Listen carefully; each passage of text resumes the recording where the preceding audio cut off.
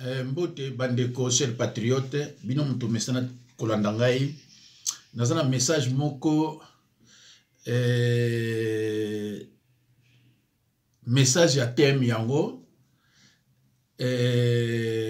pasi na biso eza penza ba américain ba belge ba anglais ba français nanu te tozwa bango totia bango nanu pembeni bandeko ezopesanga mawa tango nazomona ba congolais comment ils réfléchissent ba députés ba sénateurs n'en parlons plus, ça ne vaut même pas la peine.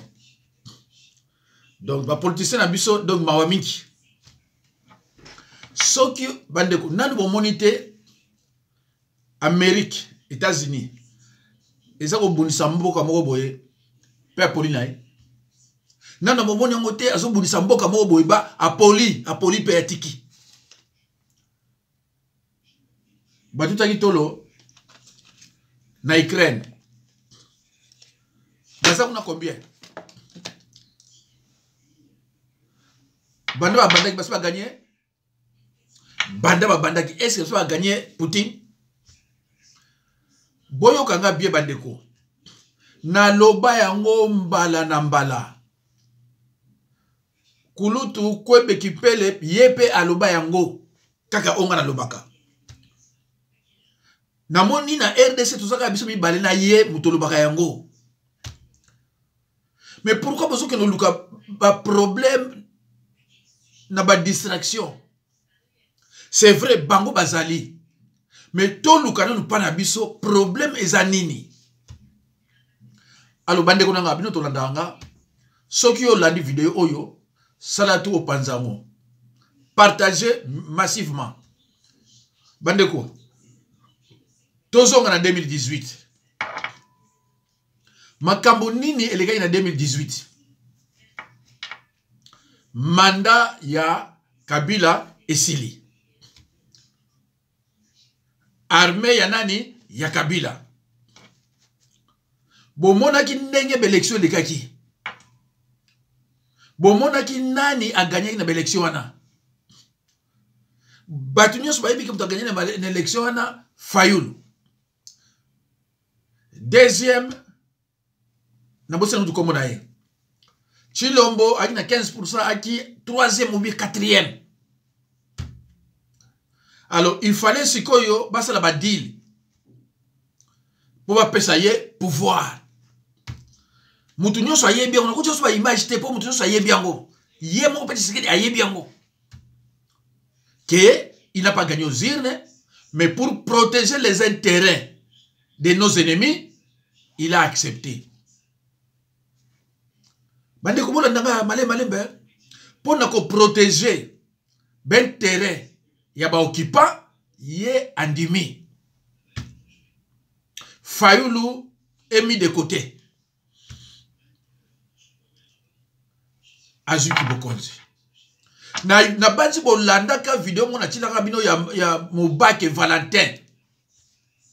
Valentin ça ko expliquer bino. Tangu ye ba pesi ki Bokonzi. Ya ofele o ya merita kité. En retour, il y a personne qui bango nini. Voilà là où il y a des problèmes. Tangu bazui ki Bokonzi va pesiye ya ofele. Oyo a mérité te. Oyo basombisa ki ti ba diplôme. Ye en revanche a pesi bango nini. Ndeko nanga mobali, ndeko nanga congolais. Réflexion na yo faut que de côté kuna. Na kama wata bozo nda batu mususu bayebi kutu politique te mais aye ko tia vidéo na ye tango banelo bakaba bozo pona Congo bonyo nyoso bosopani ko tala ye aye bande ko bo ndenge nini bo comprendre mais mutu akolobela bino makambu ya solo bo tali batu muke et c'est normal c'est comme ça pas y batu baza développer te ezaka ndenge wana tango Chilombo azu pouvoir armée na maboka baronde finance na maboka baronde banque centrale na maboka baronde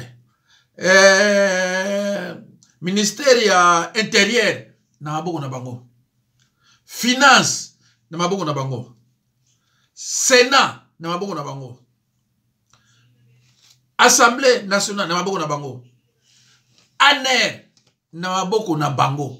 Et là on y échange atilelo biloko nyonso na tangi ezali na maboko na bango nyonso nga na tangi. Na kochela bino audio moko ya Muluba a se révolté boko yoka ye azolo banini soki babadi ko comprendre ko alelo. Donc problème na biso na mukuse za nini, armée na biso eza na maboko ya Kabila na Kagame.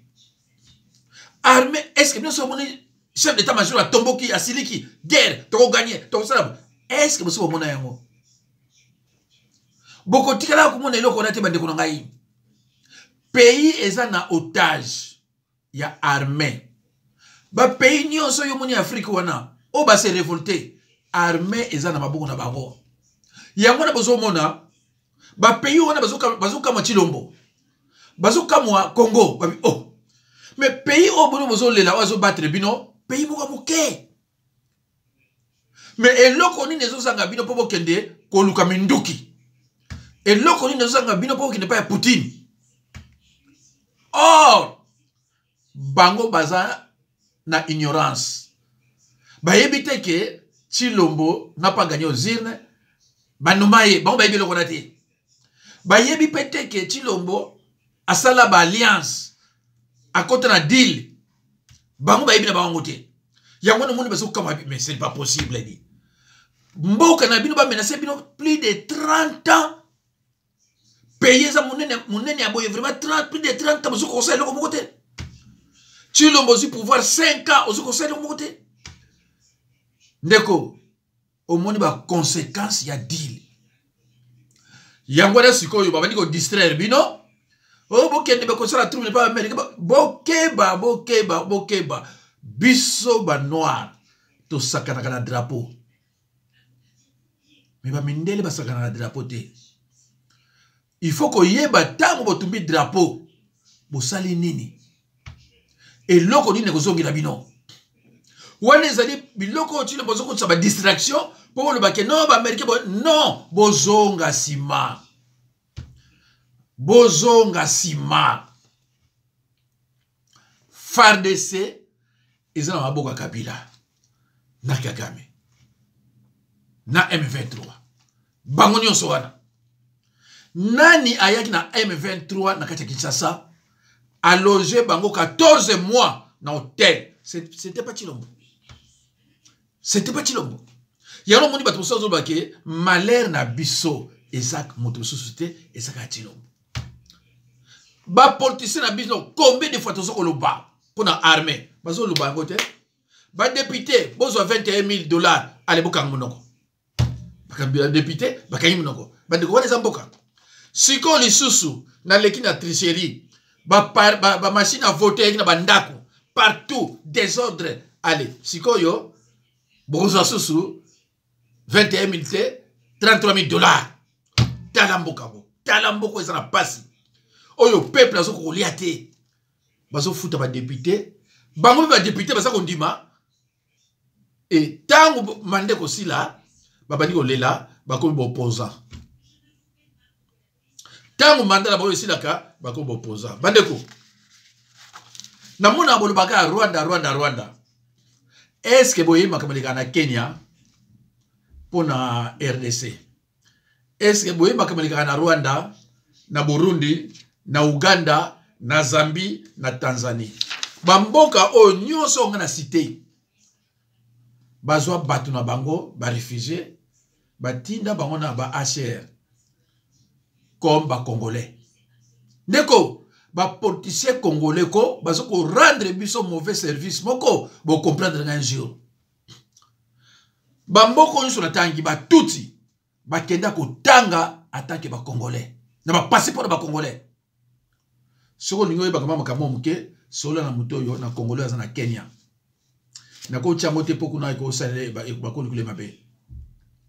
Bato nyonso. Bamboko nyoso, Kenya, Rwanda, Burundi, Uganda, Zambie, Tanzanie. Batinda batuti na bango tout. Bino kama ateo Rwanda kama tazo bulisa bino. Non! 6 pays oyo. 6 pays oyo. Bango tazo bulisa biso. 6 pays oyo. Kenya, Rwanda, Burundi, Uganda, Zambie, Tanzanie. Sikoyo, on est tous à la uni, tous à la unité, Chilombo a tribalisé. Est-ce qu'il y a Chilombo ya? Bisona baluba, tu na ba conflit boy. A tribalisé. Biloko nyo sona osalaka, ezana kacha deal. Ezana kacha deal. Konome batu mususte, nomeka baluba. Konome batu mususte, nomeka baluba. Mais oyo ya IDP c'est pas na tikate. Tala bande kunangai. Ambassade ya Kigali, ya Rwanda, ezo sani na RDC. Bande kuna bomeka ko réfléchir bande ko. Ambassade ya Rwanda na RDC, parce que bengani bango. Mutako bengani bango zate. Ambassade ya RDC na Kigali. Parce que bengani bango, ba venda bango na kimia. Pour vous dire que entre Kagame na Chilombo, problème ezate. Kagame na bengi saka na kini. M23 14 mois na kini na bengi sabango. Notel, bâtiment hôtel. Banani baloba na biso teke yo nani oboya Kagame. Yo nani oboya Kagame. Baloba te. Il est là ce qu'on doit faire croire à biso nani. Kagame c'est mon frère. C'est ce que tu l'avais déclaré en substance. Kagame c'est mon frère. Alors, bolingi souni. Et l'homme n'est pas lindi. Dans une image, ba M23 ba kangi, ba soldat, ya FARDC. Bon, mon aki officier général. Kuna na este. Alors, biso toye apona kubundate. Mais toye awa, pour na to observer, ceux qui vont respecter la paix.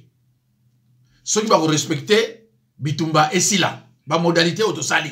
Mais tu es tout au bout pendant que les Congolais, les jeunes Congolais, les mamans et les enfants sont tués, il y a en observation. À où tu coup de fil. Coup de fil, on a ni à l'obité. Bandeko. Coup de fil, on a nani à l'obité. Alors, na 5 ans, on a Chilombo, à l'embani qu'on mettre fin na yango. Na limite, c'est ce qui a qu'on mettre fin na yango. Alors, bandeko. Nazwa eloko wana na meka kochela bino yango boyoka ezolo ba makuna il faut na longola nano na tala na meka ko longola soki ekoyi ko simba oh là là. C'est pas possible. Tout à l'heure.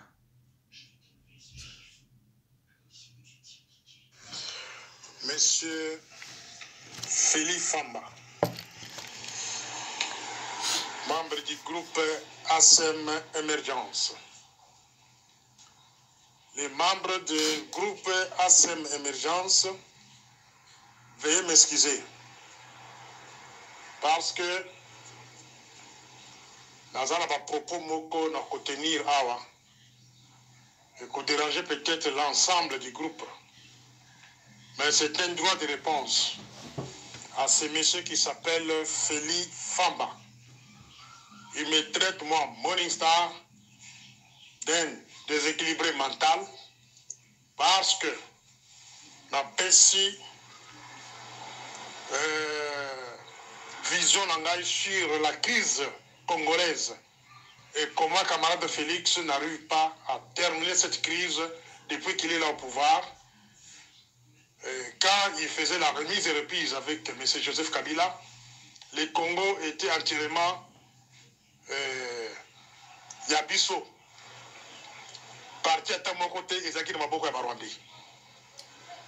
Donc quand je dis qu'il est dans les capacités de nous faire sortir dans cette situation, ce fameux monsieur qui s'appelle Félix Famba et Moulouba, un cassin de père et mère, il commence à nous traiter nous autres déséquilibres mental.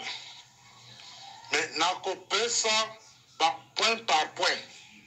Et à la fin des comptes, vous comprendre entre Nanaye, Nana Kokoza la déséquilibre mental. Nous avons un déséquilibre mental à Zanani. Vous comprendre que parmi nous les louba, il y a des louba moussous ba oyo, ba fingisi ba louba nyonsu dans l'ensemble. C'est-à-dire il y a des balouba ba bengi ba na katanga, o ba bengi na katanga ba biwelewele. Dans lingala ba bengi ba bololé. Des gens comme le monsieur qui s'appelle Félix Famba. Raisonnement naïe, il est allé à l'université, mais de la manière dont raisonner devant un cas, vous allez sentir qu'il est parmi bateau ba bengi ba biwelewele. Bateau ba sali que le premier mandat pendant les 5 ans, tout ça les locaux mogoté, baboté ils sont partis à Moka. Bamba ko continuer à kobeta baboko, ko considérer camarade Félix loko na Zambé. Voilà les gens que j'appelle les biwelewele, les bololé. Et bateau na facilité bazali kaka, dans tous les camarades Félix. Monsieur Félix Famba. Zera Sukura la kisabino qui bololé na bino pas ses alliés. Ino baluba oyo bozoko menacer baluba mususu. Attendez maintenant la kisabino la kata audio kaka bolanda bien. Vous avez laissé votre frère, camarade Félix. Je l'appelle camarade parce que nous avons milité ensemble avec lui. Toi tu l'appelles président de la République, moi je l'appelle camarade. Donc il y a une différence entre Ghana et vous. Vous l'avez laissé se faire entourer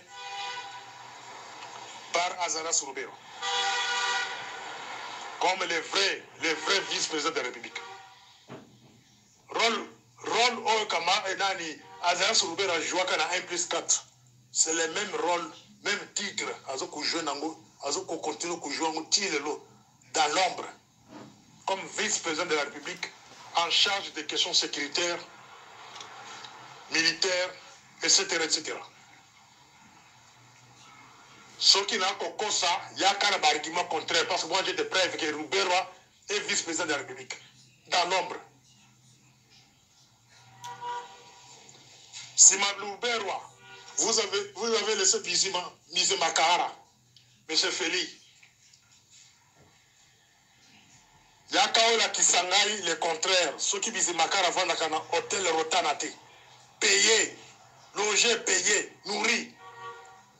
Par camarade Félix. Donc son ministre des Finances, nous devons foutre à 500 $ chaque fin du mois. Et 500 $ par jour plutôt.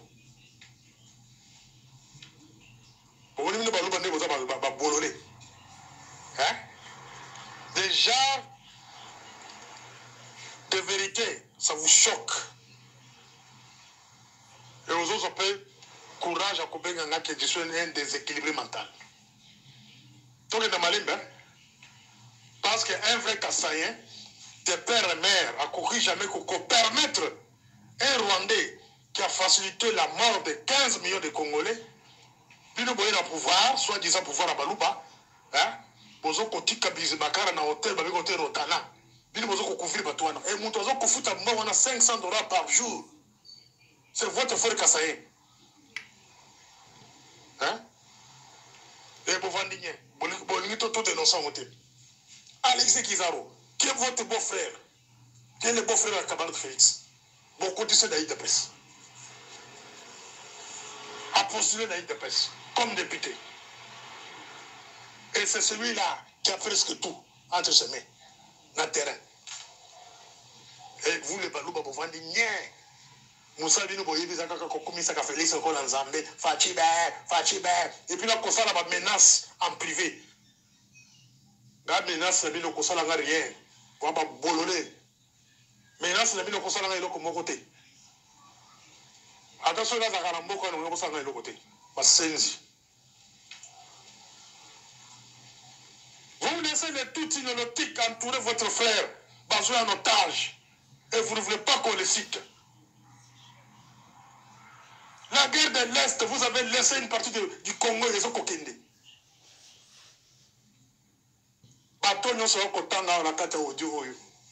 sont actifs et entourez votre chef. Et vous allez nous dire que non, il est tenté de faire un effort pour récupérer une année. Est-ce comment? Il est dans l'incapacité de le faire. Parce que ces gens-là l'entourent. Bateau Natanya va entourer. Et puis, parce que je rôle mon sur le plan national et même sur le plan international. L'armée, la NER, DGM, police, douane, et ça m'a beaucoup à Batouana. Il m'a beaucoup tellement beaucoup que non, tu es un équilibre mental. Là, là, qui se sous le comme ça, et bouger Batouana dans le groupe. Mais je me réserve encore. Charles Mukiza, ce Charles Mukiza, ce qui Mukiza, un Rwandais de père et mère, c'est celui-là qui est l'auditeur, seigneur, et directeur à la Banque centrale du Congo, et président en fonction de la communauté Tutsi. Charles Mukiza. Wana ne batu na bino. Bato bazu camarade Félix en otage wana. Finance en mboka za maboko batwana. Les chefs de Tutsi de l'autique rwandais de wana. Chef Maruberwa, c'est celui-là qu'on a placé à la Banque centrale. Yo les cas va de Morning Star. Bon, tu bolé la vie ne passe sur Outa. Est-ce que Baluba, on pense que les Baluba sont déjà très intelligents. Mais quand on voit un homme comme Félix, soit déjà Félix Fouamba, la manière que tu parles dans ces groupes, ça montre que vous êtes bolonais, vous êtes la classe, monsieur. Excusez-moi pour certains pour nous contenir, parce que vous choquez pas. Vous êtes parmi les Baluba, Fingisi Baluba. Moi, Morning Star, je vais laisser un Azaras Ruperwa, criminel. Laissez Bizimakara, criminel.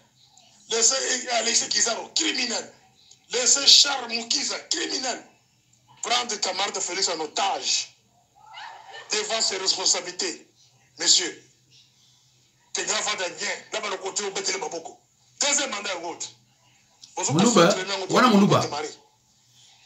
Dans des pays sérieux, il faut élire président. Une semaine, c'est trop. Pour le gouvernement, Makamubandi. Il y a un sous pouvoir avec le PC Kabouya. Étiquette dans le Barwande, monsieur Wana. A PC Kabouya, c'est ici Kabouya pouvoir. Étiquette. Pour que toi, dans 1 mois, 2 mois, sans gouvernement. Et dans tout ce temps-là, ce sont les Rwandais qui dirigent le Congo. Dans les 2 mois-là, il y a tant de gouvernement. Les Rwandais vont vous surprendre dans beaucoup de choses. Ça montre que Bozana, Bwana Maïleta, mais c'est Félix Fouamba. Je pensais que j'ai affaire à M. peut-être Moutoban Congo, ou Moussoïl Mokoboy, ou Katangé, mais j'ai affaire à un Kassayen pour moi. C'est un confondé, mais bien comme moi, soit il y a un des Bakassayen. Pour la question qui boule la mine et ce qu'ils allaient.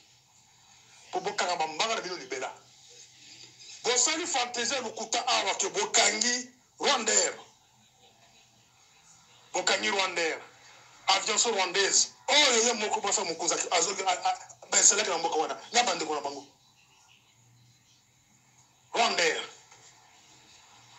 To sali pression a bosali samla kulongula Rwandair na Congo mais mocha on a plaza. Les bazans qui utiliser espace aérien congolaise. Ya Jarsi. Rwandair Bolungula na Rwanda. Bolungula na Congo soi-disant. Après ça va accomplir la mission au Congo. Pour déplacer dans Brazzaville. Parce que le président Brazzavillois, lui aussi est complice du Rwanda. Aza Pion et Kagame. Il travaille contre le Congo Kinshasa. Bazan qui utilise espace aérien congolais. Est-ce que yo M. Félix Fouamba, est-ce que yo Makamona Kolbanayo? Que Rwanda et Zako existait et il y a quelqu'un qui connaît Kinshasa et qui est tiré dans Brazzaville. Est-ce qu'on y est bien? Maintenant, là, ça passe qui boule la bine les alliés. Rwanda transporte les Rwandais, les mercenaires, na Rwanda et qui tirent à Brazzaville. Nabutu vers 21h, 22h, 23h, jusqu'à 2h, débatté 3h. Vous voyez, Bakana contre la frontière, il y a Congo. Vous voyez, Bakana n'a pas trop de migration. La personne qui est à la migration, c'est Roland Kachantal, qui est le père biologique. Il y a Denis Diakero. Roland Kachantal, il a des affinités avec Kagame. C'est parmi les anciens du Rwanda. C'est celui-là que vous avez confié là déjà. C'est un collègue hein, que je connais. Est-ce qu'il y a bien? Pendant que vous dormez, vous les femmes là-bas, vous êtes quelque part en train de prendre le whisky, quelque part, en train de louer les gens, des idolâtres. Mais, Bichingo Bila, bakopé sa ordre par Roland Kachata, le beaucoup de sabatos, na Rwanda, na Rwanda, le bakota Kishasa. C'est là où je vous appelle de Bololé. Au Dieu, au Boli Misanga, na Osa Rakanda. Parce que monsieur est allé me toucher dans la place où il va toucher à côté. Moi, je parle de choses qui éclairent les Congolais, va comprendre comment les Congolais gèrent. Il y a des déséquilibres mentaux. C'est bien toi qui es déséquilibré mental. Monsieur, là-bas, on ne fait pas si bon. Babalou, babololé, babumbaf. Bofingisi biso na Congo mobimba. Tina libanga pe bakoko loke baluba, basala biso soni. Na tangelo bato ba vous diriger Congo, non? Finance à pays, finance. Banque centrale est contrôlée par Charles Mukiza. Banque centrale est contrôlée par Charles Mukiza. Auditeur, senior et directeur à la Banque centrale. Charles Mukiza. Il est le président en fonction de la communauté Tutsi. Et Masolo Binobalou Baboyebite. On vous a réduit au rang des idolâtres. Bah, réduire une rang et bateau Kubeka la bateau beaucoup. Moi, il y a beaucoup de Kabala qui fait ça Bogota. N'a pas c'est mon aïté.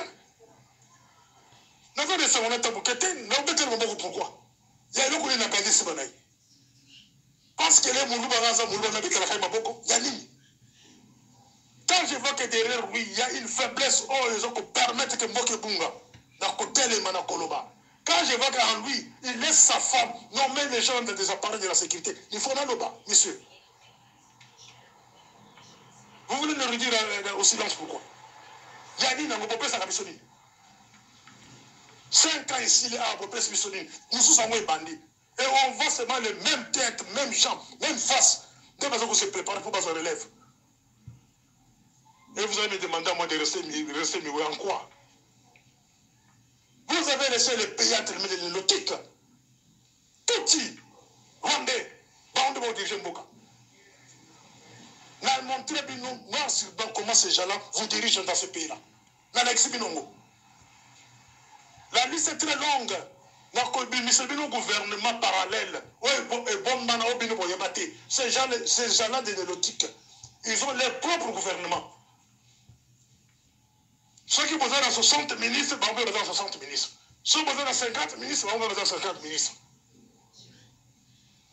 Bazali na ANR na Bango, créé à l'époque de Roubert. Roubert quand il fut ministre de décentralisation. A créé ANR no ya Yemoko. Ils ont existé Tilelo. Ils ont la province. Roubert a c'est Baretok. Sur toute l'étendue, il y a Yemoko Bazali, Baye Barazate.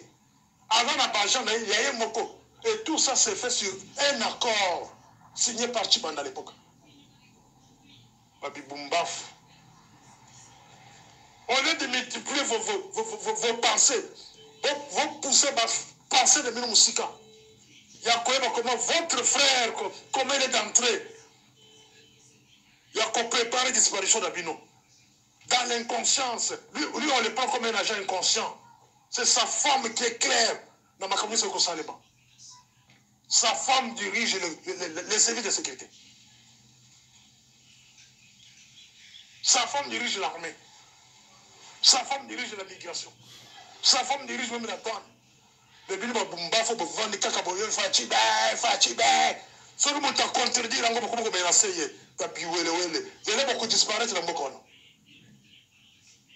Et quand ça va barder, vous allez quitter ce pays-là. Et première tribu, on va pour chasser partout, c'est vous les Balouba. Et là, côté les Milabino, bon comprendre que non. Les pouvoirs vont mettre tout le boutou, ce sont les Tutsis qui vous dirigent. Nicolas Kazadi, ministre des Finances. Il est 50-50. Il est 50-50. Avant le Lokolo na Rwanda à droite, le Congo na gauche na Congo. Na Congo, dans les familles de Zambombo. Qui jusqu'à ils sont en train de faire des investigations pour connaître si réellement il vient de cette famille-là. Mais en dernière minute, Nicolas Kazadi, avec l'actuel ministre de la Défense, basé sur affinité, basé sur la relation d'enfance. Voilà pourquoi il se retrouve là-bas. Ceux qui James Kabare va dans Bokawana, Nicolas Kazadi peut servir Mbongo. Après Vezali, en tout cas, c'est 1 million il n'y a pas longtemps. James Kabarebe. En fonction de quoi, un James Kabarebe, ministre de la Défense en Boka Moussous, le loi ministre de la ligne, ministre régional. Il y a décentralisation régionale. Il y a Rwanda. Mais elles ont un Congo besoin de 1 million. On peut ça dire. Est-ce que la retour est la question là?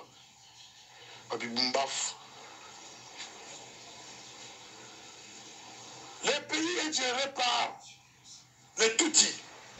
Le pays de Bano va faire le Maboko. Alors, Bandeko, tu as na suka, mais na Bandeko, bolanda vidéo oyo, bolanda suite na yango. C'est vrai que nazo bimasiko yo, mais na lingi suite na okame bolanda yango. Et tika na bandi 3 ou 4 minutes ya obozolandaka. Après na otia ba continuité ya makamususu kaka nde tozoloba. Soki biso to yaki na armée o ya biso. De bozuko kuna nkungu kuna pum. Mais armée eza ba boko na biso te. Est-ce que bino vous sentir vraiment que faire ça zo bunda? Est-ce que vous sentir amo? Nani a telemi? Oyo yo bacha étiquette Bemba. Auti na est kuna bangi ba bomaye akimi. Bemba akuti au moins plus de 500 officiers rwandais na katia FARDC. Allez.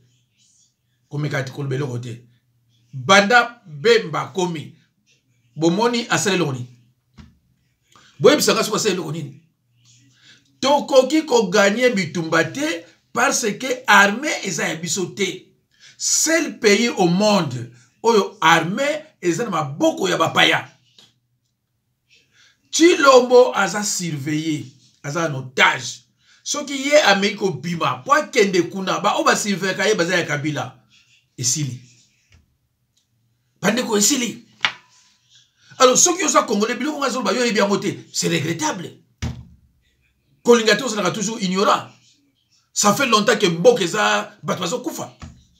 Ceux qui battu lelo yo basala ki uni na France pour la manifestation wana. Eza pour ko kumisa Chilombo te. Ezali pona pasi ya mboka, pasi ya baninga, pasi ya bandeko. Ndenge baza kokufa. Bandeko. Alors, tu continues. Tu yoka pa etozo kende.